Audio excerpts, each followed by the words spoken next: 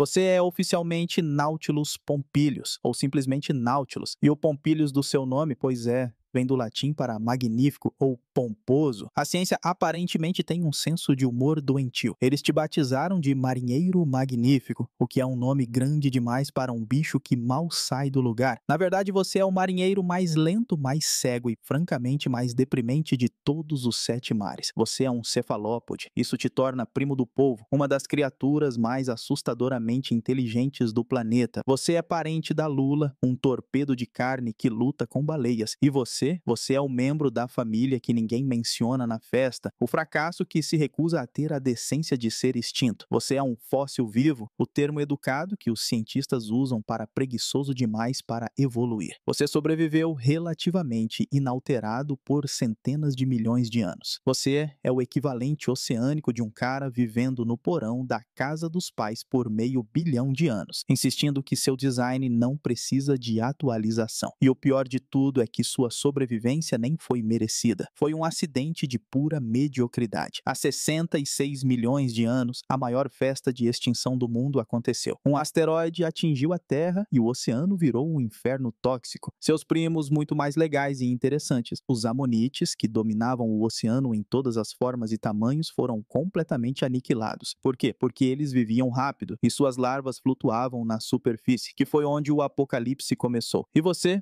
nem estava na festa, você estava no porão, como sempre. Sua sobrevivência não foi um ato de superioridade, foi um triunfo da mediocridade. Você vivia no fundo, alheio à carnificina da superfície. Seus ovos eram grandes, pesados e ficavam no fundo, seguros, cada um com sua própria lancheira de gema, independentes da cadeia alimentar. E o mais importante, seu metabolismo. Os amonites tinham um metabolismo rápido e morreram de fome quando a comida acabou. Você, no entanto, tem um metabolismo glacialmente lento, mais próximo de uma rocha do que de um animal. Quando a comida desapareceu, você provavelmente nem percebeu. Você não venceu a extinção. Você sobreviveu por ser chato, lento e viver no escuro. Você foi amaldiçoado a viver. Ok, sua terra natal são as profundezas escuras e indiferentes do Oceano Pacífico Ocidental. Não há corais coloridos aqui, apenas escuridão, frio e o cheiro de decomposição que você tanto adora. Sua vida começa com um romance, se é que dá pra chamar aquilo de romance. Se você imagina um balé inteligente como o dos povos, pense de novo. O acasalamento é um abraço frontal estranho e demorado. O macho, que é maior que a fêmea, usa um órgão especializado chamado spadix, que é basicamente um conjunto desajeitado de 4 tentáculos modificados para te entregar um pacote de esperma. É um evento sem graça e totalmente deselegante. Após esse evento nada assombroso, sua mãe se retira para botar os ovos. E aqui você se recusa a seguir o roteiro. Uma lula põe milhares de ovos. Sua mãe, ela produz uma ninhada pateticamente pequena. Estimativas sugerem talvez 10 a 20 ovos por ano. Cada um é uma cápsula grande coberta por uma couraça de couro resistente. Ela os prende em uma superfície dura no escuro e então te abandona. E agora, a grande espera. O seu período de incubação é de 8 a 12 meses. Você passa um ano inteiro da sua vida como um ovo, sozinho na escuridão fria. Após o seu ano sabático de quase 12 meses dentro de um ovo, sozinho no escuro, você finalmente eclode. Parabéns, você é um bebê Nautilus com cerca de 2,5 centímetros de diâmetro. Você é minúsculo, mas não se preocupe, você já nasce com seu fardo. Você não eclode livre, você eclode já vestindo sua prisão em espiral, que já vem com 4 câmaras pré-instaladas. Seu primeiro trabalho na vida, segundos após o nascimento, não é brincar, aprender ou sequer ver o mundo. Como veremos, seus olhos são inúteis. Seu primeiro trabalho é começar a gerenciar obsessivamente sua flutuabilidade. Você é um encanador recém-nascido. Sua existência inteira, a partir deste momento, será dedicada a bombear líquido para dentro e para fora dessas câmaras seladas, apenas para não afundar como uma pedra ou flutuar descontroladamente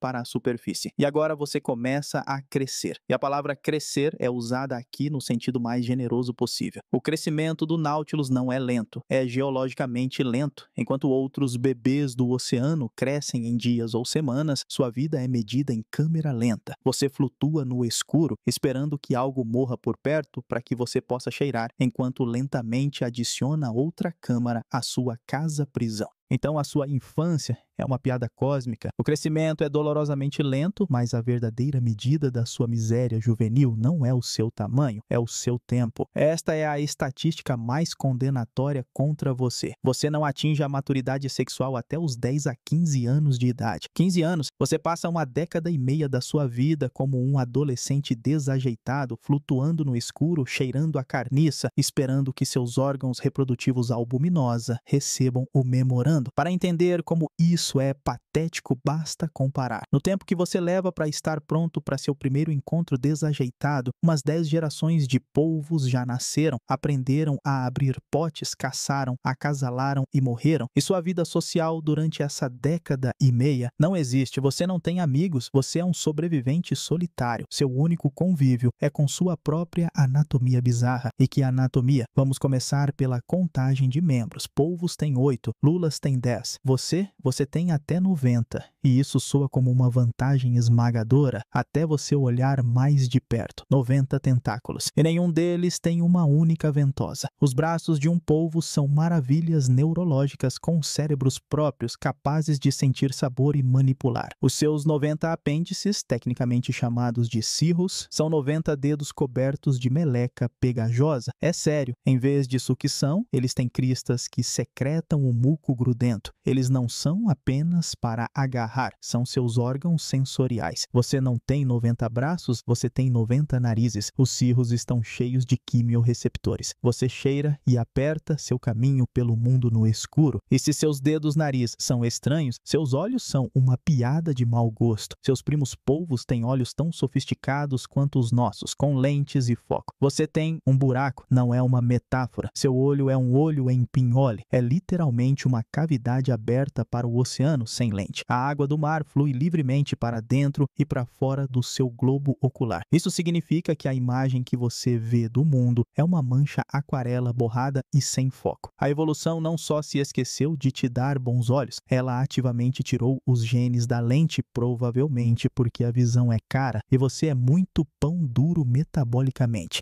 Ok, você finalmente está adulto e o que o espera? Mais 5 ou 10 anos da mesmíssima coisa. Você é o marinheiro magnífico, mas seu movimento é uma piada. Você usa propulsão a jato, o que soa impressionante. Lulas usam isso para escapar. Você usa isso da mesma forma que um balão de festa murcho usa propulsão, para se mover pateticamente para trás. Sua velocidade máxima registrada é de 25 centímetros por segundo. Isso não é lento, é um insulto ao conceito de movimento. Um caracol de jardim poderia te dar uma corrida justa. Sua única aventura é sua migração vertical diária, subindo centenas de metros toda noite. Mas você não sobe para caçar. Isso seria muito esforço. Você sobe para cheirar. Polvos são predadores astutos. Lulas são caçadores velozes. Você é um necrófago oportunista. Você é o abutre do fundo do mar. Toda a sua biologia está sintonizada para um único propósito: cheirar a decomposição. Você ignora presas vivas e saudáveis, indo direto para a carniça. É para isso que seus enormes lobos olfativos evoluíram, para rastrear a morte, para suportar uma existência de 20 anos de cegueira, lentidão e alimentação de lixo. Seria necessário um nihilista filosófico profundo ou, alternativamente, um cérebro que mal funciona. Você, claro,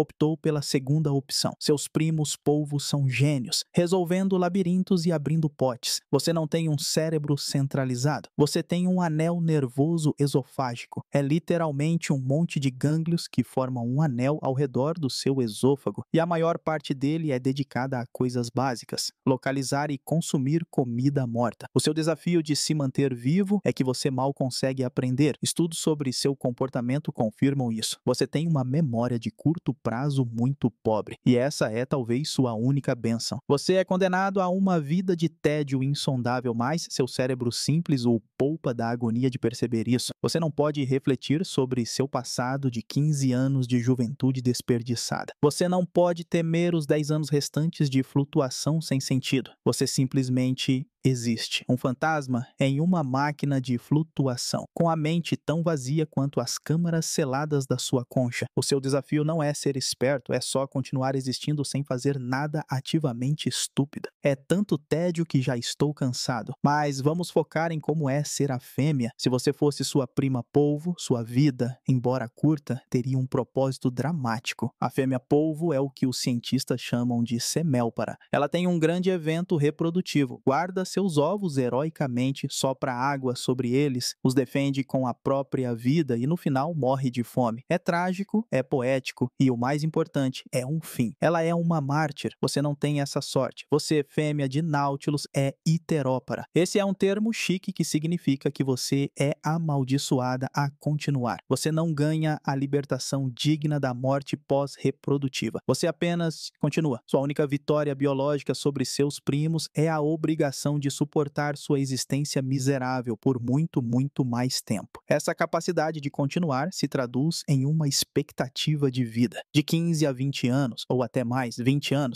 anos de ser um Nautilus. Se um polvo vive um filme de ação de 90 minutos, cheio de aprendizado, caça e resolução de problemas, sua vida de 20 anos é o oposto. É uma sentença longa e vazia. É um filme de arte francês de 20 anos, consistindo em uma única tomada estática de uma parede bege. Você não está aproveitando seus 20 anos. Você está presa em um ciclo de migração vertical e alimentação de lixo. O fardo dessa sua existência heterópara é a sua total inadequação para o mundo moderno. Você é um investimento biológico terrível. A fêmea polvo vive um ano, se reproduz e morre, e a próxima geração já está a caminho. Você levou 15 anos só para estar pronta. E agora seu novo nêmesis, o Homo sapiens, te descobriu. Eles não te caçam pela carne, eles te caçam pela sua casa-prisão. Aquela concha matematicamente bela que você passa a vida inteira encanando é o seu maior inimigo. Os pescadores te puxam das profundezas, não para comer, mas para transformar sua concha em um cinzeiro. Quando eles te pescam, eles estão removendo o investimento de uma década e meia. A fêmea polvo morre como uma mártir. Você morre como um item de decoração obsoleto. Bom, mas acredite, você tem um inimigo, um nêmesis que te segue em todos os momentos, todos os dias, por todos os seus 20 anos de vida miserável. Não é um tubarão, não é uma baleia, é a sua própria casa, a sua concha. Pense nela como a sua grande falha evolutiva. Há centenas de milhões de anos, seus primos, os ancestrais dos polvos e lulas, tomaram uma decisão genial. Eles olharam para a concha externa e pensaram, sabe, essa coisa é pesada, atrapalha e está nos impedindo de sermos legais. E então eles a jogaram fora. O resultado, eles ganharam velocidade, ganharam agilidade e o mais importante, eles ganharam espaço para desenvolver um cérebro. Eles evoluíram. E você se agarrou à sua concha como um bebê se agarra a um cobertor de segurança. Você é o único sobrevivente dessa linha de design falha. Sua casa não é um lar, é a sua cela. É a prisão que você carrega nas costas 24 horas por dia, 7 dias por semana, a razão pela qual você falhou em evoluir. Você se agarrou a essa concha por 500 milhões de anos. Foi uma aposta. E por um tempo funcionou. Ela te protegeu, te deu flutuabilidade, mas enquanto você se recusava a evoluir, todo o resto do planeta continuava. E agora, um novo predador apareceu. Um que não existia quando seu design perfeito foi bloqueado. Conheça o seu nêmesis final, o Homo sapiens. E o Homo sapiens te odeia. Ou pior, ele te acha bonito. Ele adora sua concha matematicamente bela. Ele não precisa te caçar por comida. Ele te caça por decoração. E o seu nêmesis descobriu sua maior fraqueza. Sua estratégia de vida, aquela que te permitiu sobreviver ao asteroide, é o seu calcanhar de Aquiles. Você leva 15 anos para amadurecer. O Homo sapiens não tem 15 anos de paciência. A pesca para o comércio de conchas simplesmente te remove da água. Quando os pescadores esgotam sua população, eles estão removendo animais que levaram uma década e meia para se formar. Você não consegue se recuperar. Sua estratégia de crescimento lento é um desastre completo contra um predador que te pesca mais rápido do que você consegue ter sua primeira puberdade. Bom, meu amigo, você sobreviveu, que no teu caso não é muito difícil. Você sobreviveu ao seu nascimento de 1 ano, à sua puberdade de 15 anos e você não foi esmagado pela pressão em uma implosão catastrófica. Você teve a sorte de chegar. Bem, você continua existindo. E em troca de toda essa miséria, a evolução decidiu te dar um superpoder. Um e apenas um. É uma habilidade verdadeiramente verdadeiramente milagrosa. Mergulhadores humanos sabem tudo sobre a doença de descompressão. Se eles subirem muito rápido, o nitrogênio forma bolhas no sangue e eles morrem. Peixes de águas profundas têm um problema parecido. Puxa-os rápido para a superfície e suas bexigas natatórias se expandem e explodem. E você? Os cientistas que te capturam podem te puxar de 700 metros de profundidade diretamente para o convés do barco, uma mudança de 80 atmosferas. Você emerge indiferente. Você é completamente imune à doença de descompressão. Não há bolhas, não há expansão. Este é o seu único superpoder. Por que você tem essa habilidade? Porque você não respira ar comprimido e seus tecidos são incompressíveis. O gás na sua concha está fisicamente separado de você e mantido em baixa pressão. Não há nada em você que possa formar bolhas ou expandir. É uma obra-prima da física. E agora a ironia final e mais cruel de todas. É um superpoder que você nunca poderá usar. É uma habilidade que só serve para os cientistas que te capturam. Por quê? Porque, como já estabelecemos, sua velocidade máxima é de 25 centímetros por segundo. Você não pode subir rápido. Você não pode fugir de nada. A evolução te deu a habilidade mais legal de todas, a capacidade de sobreviver a uma subida instantânea de 700 metros, mas negou-lhe os meios de sequer tentar. É o equivalente evolutivo de ser à prova de balas, mas ser incapaz de se mover mais rápido que um caracol de jardim. É o prêmio de consolação cósmico do universo, uma piada de mau gosto escrita em sua biologia obsoleta. E assim sua longa e pomposa sentença de 20 anos termina. Você não implodiu em uma catástrofe de 800 metros. Você sobreviveu à sua puberdade de 15 anos. Você está apenas existindo, é noite, e você está em sua migração vertical diária, flutuando pateticamente nas águas mais rasas. Seus 90 dedos nariz pegajosos estão tateando a escuridão e seus lobos olfativos enormes estão trabalhando. De repente, você capta um cheiro. Ah, é o cheiro mais glorioso do mundo. Não é o cheiro de uma presa viva e difícil, é o cheiro de decomposição. Carniça pura e preguiçosa. Um banquete fácil. Seu cérebro de anel nervoso, incapaz de pensamento superior, foca 100% nisso. Comida morta. Você usa sua propulsão a jato patética, esguichando água na sua velocidade máxima de 25 centímetros por segundo, seguindo o rastro do odor. Você encontra a fonte, um pedaço de peixe delicioso e podre. O peixe está dentro de uma estrutura estranha, uma gaiola de metal, uma armadilha de caranguejo. Seu cérebro simples não vê armadilha. Ele vê jantar grátis. Você se espreme pela abertura, agarra a isca com seus 90 dedos melecados e começa a se banquetear. O cheiro de decomposição é a sua maior alegria. Você está em casa, você está lá feliz mastigando o lixo. De repente, o mundo começa a se mover para cima, rápido, muito rápido. E hey, adivinha? Aquele seu único superpoder inútil, a imunidade total à doença de descompressão, finalmente entra em ação. Você é puxado de centenas de metros de profundidade em minutos, uma mudança de pressão que mataria um mergulho humano ou explodiria um peixe. E você chega na superfície indiferente. Parabéns, sua única habilidade milagrosa que você nunca poderia usar sozinho, apenas serviu para te entregar perfeitamente saudável ao seu executor. Você é jogado no convés de um barco, um pescador te pega, ele não está impressionado com seus 500 milhões de anos de história. Ele está irritado. Você é bycatch. Você é o lixo que entrou na armadilha de caranguejos dele. Seu fim é ser arrancado de sua casa-prisão. O pescador fica com a concha para vender como um cinzeiro pomposo e joga seu corpo molenga e de 90 tentáculos para as gaivotas. Afinal de contas, por que é horrível nascer como Nautilus? Porque você é um fóssil vivo que passou 15 anos na puberdade só para ser funcionalmente cego, ter um cérebro que mal funciona e 90 narizes pegajosos. Sua única habilidade é cheirar comida morta, o que te leva a ser derrotado por uma caixa de metal e um pedaço de peixe podre.